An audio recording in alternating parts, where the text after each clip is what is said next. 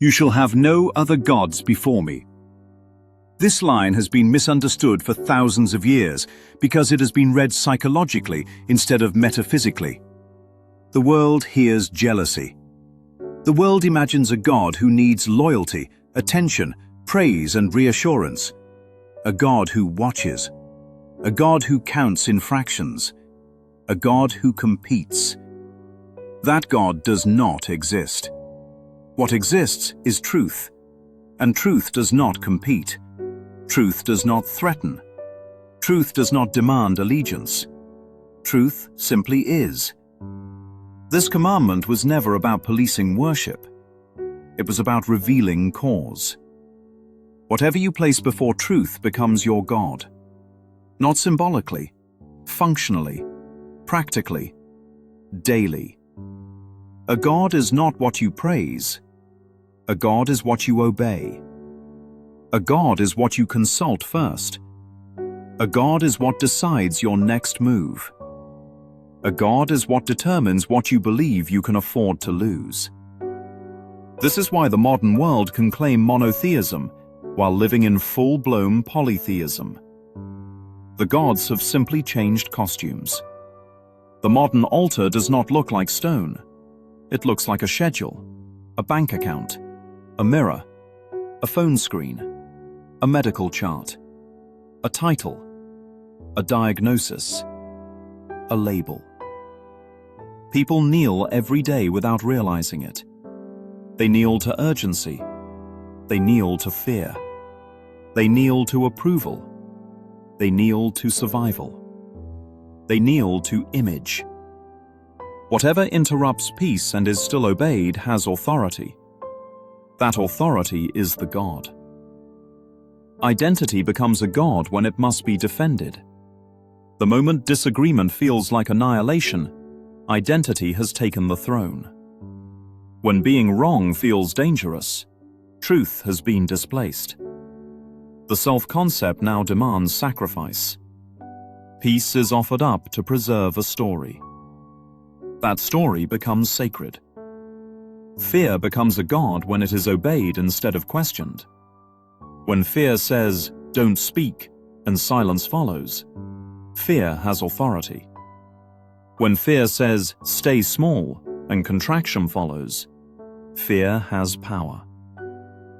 Fear is not respected because it is true. It is respected because it threatens pain. That is worship.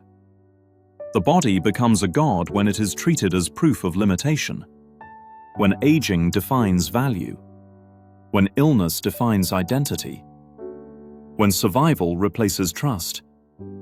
The body was never meant to testify against wholeness, but when it becomes evidence for lack, it is crowned ruler.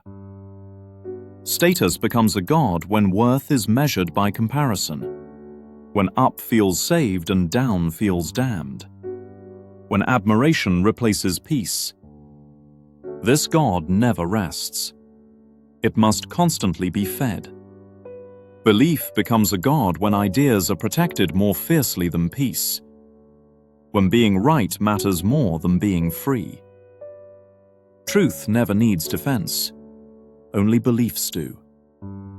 Systems become gods when structure replaces love, when efficiency outweighs compassion, when rules are valued more than people, when order is preserved at the cost of presence.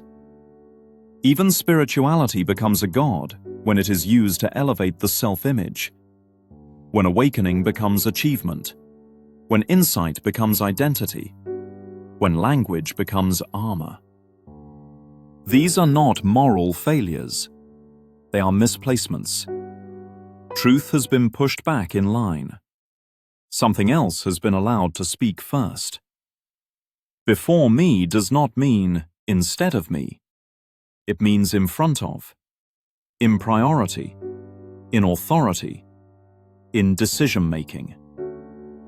This commandment was never about divine jealousy. It was about divine clarity. Anything placed before truth will distort perception. Anything placed before love will manufacture fear. Anything placed before God will fracture the mind. This is why the world professes one God and lives under many. This is why prayer is spoken while fear is obeyed. This is why God is praised while money decides. This is why love is preached while control is practiced. "You shall have no other gods before me" is not a threat. It is a mirror. It asks one question: what speaks first in the mind? Whatever answers, that is the God. And seeing that clearly is not the end. It is the beginning.